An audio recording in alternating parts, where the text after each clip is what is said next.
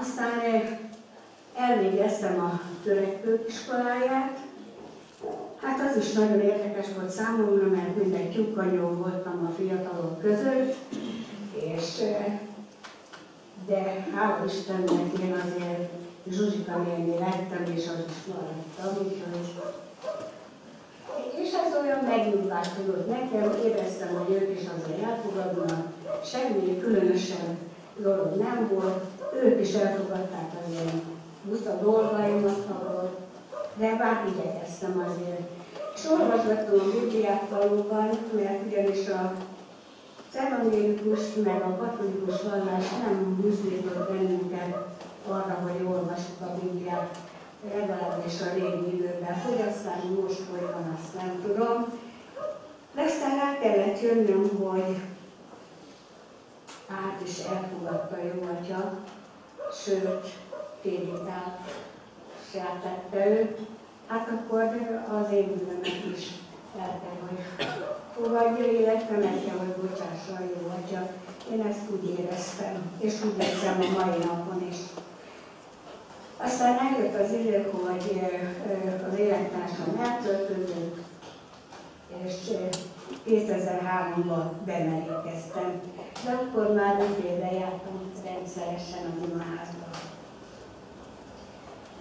Hát azóta a lányom is, ő is elfogadta a jó atyát, ő is bemerítkezett, és ő is nem csak lányom most már, hanem mint testvérem is.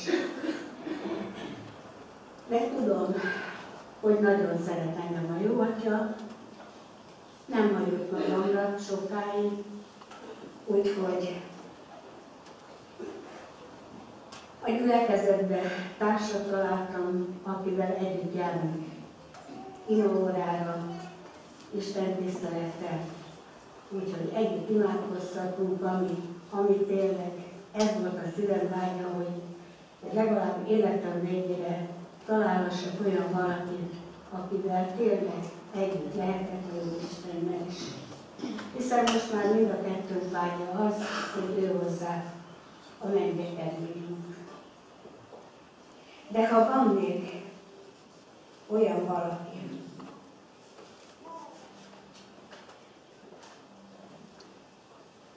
aki nem fogadta el a jó Istent,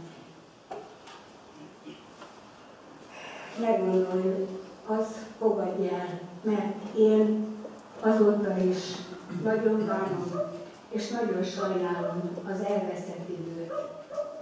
És szeretném, hogyha a fiatalok tényleg időben megértenék, hogy mennyire szükség van együtt élni a jó Istennel. Mert amikor minden látszik, elveszni, lesz valaki, aki kézen fog, segít újra építeni az életedet. Ha elfogadod az Úr Jézust, akkor győzedelmes életed lesz. Szeretnék elmondani egy verset is. Jézus megbocsát. Ravasz van, és fénylő napsugár, vagyokja be az álmos kerteket. Hiába itt a forró arcú nyár, fel nem éríti dervedt szívemet. Mint áprilisnak változó ege, oly gyakran elborult tekintetem, múltamnak folyó, fájó felvege, fogságba tart, s ez oly reménytelen. De szellő zúg a rügybontó ágakon, s úgy érzem, hogy a te lehelleted. Keresztedre a bűnöm átom,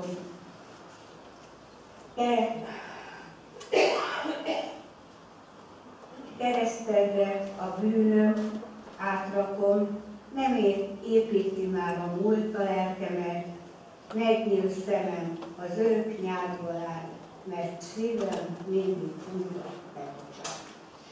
Köszönöm.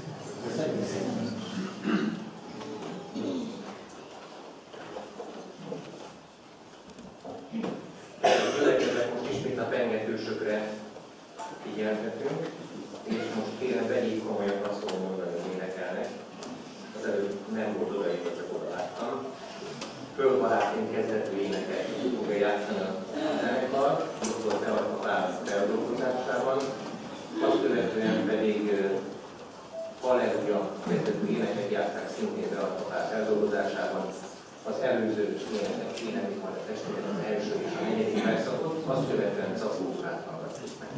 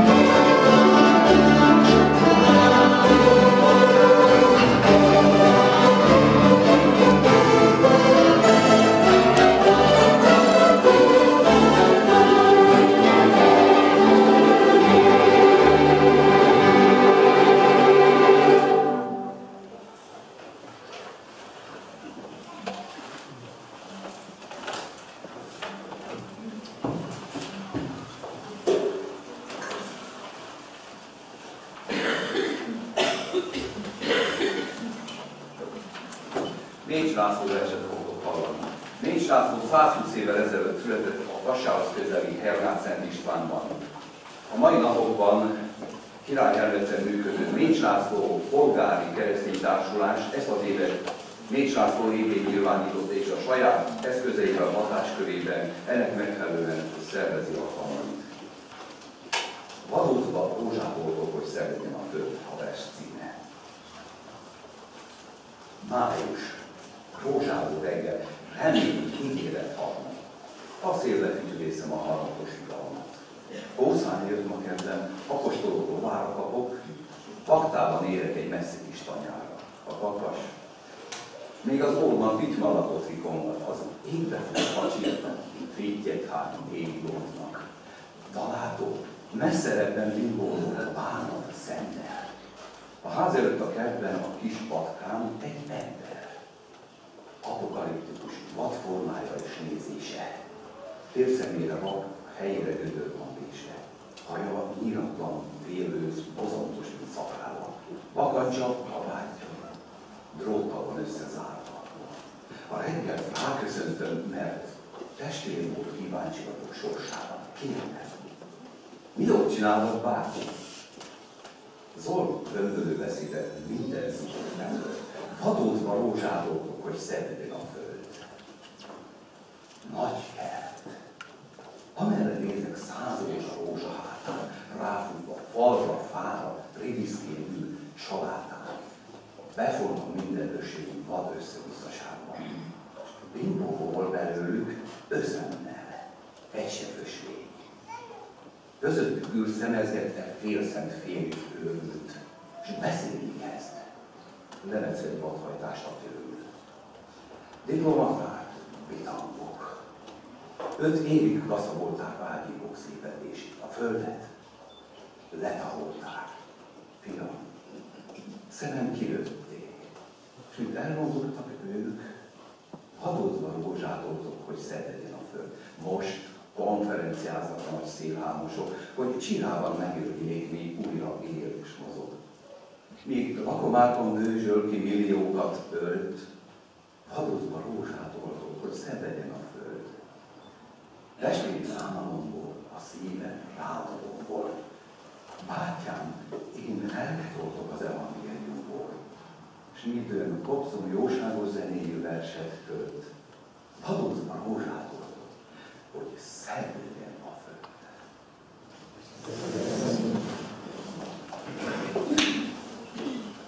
Három éneket játszanak a pengetősök, és most már bekapcsolódik az énekkar is a szolgálatban. Csak egy lépés Jézus tőle, majd jöjj, lépett élet, Jézus hív haza, mindkettő Ispán feldolgozása. A harmadik ének ma van a munkanap, Ispán feldolgozása ez is, és ebbe az énekbe majd bekapcsolódik a gyülekezet, az első és a második verszakot énekli majd, amikor erre a kapu kérés. Kérem a gyülekezetet, hogy az ének éneklésén majd szíveskedjék felállni, azt követően pedig Dr. Éránc István testvér szolgáltatnak.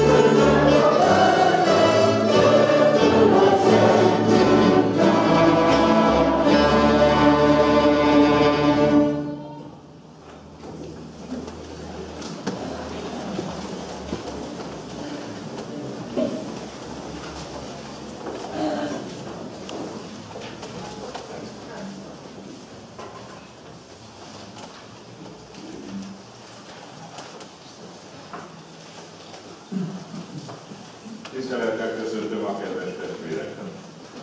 A ma délelőtti istentisztelet igehirdetésének alapigéje Ézsaiás János 51-től 5-ig versek voltak. Csak az első vers egy részét olvasnám föl, és szomjatok mind, jöjjetek vízért, még ha nincs is pénzetek. Gábor testvér elmondta, hogy prédikáció során, hogy mindenkinek az életében van valaki, vagy egy olyan élethelyzet, amikor az Úr megszólítja. Mondani való lényege Isten kegyelmi munkája életemben, ami elég sok munka volt az Úrnak velem, míg ide jutottam. 2 alkalommal is volt ilyen alkalom. Egyik vagy 14-16 éves koromban, amikor a szomszédunk meghalt, és temetésén vettem részt. Egy áldott emlékű evangélikus lelkipásztor Bence Imre hirdette ott Isten igéjét, és valamit elindított bennem. Ha megkérdezik, hogy mi volt otthon, csak azt tudom mondani, hogy örökké hálás vagyok szüleimnek, az Istennek. Fölneveltek, tanítottak, és ők mindent megtettek, de valahogy az ő katolikus hitük a múlt század 30-40-es éveiből gyökerezett, és ők azt gondolták, hogy ez majd bennem is meggyökerezik az 50-es évek vége felett. Hát ez azért nem jött teljes mértékben össze. És így végül sok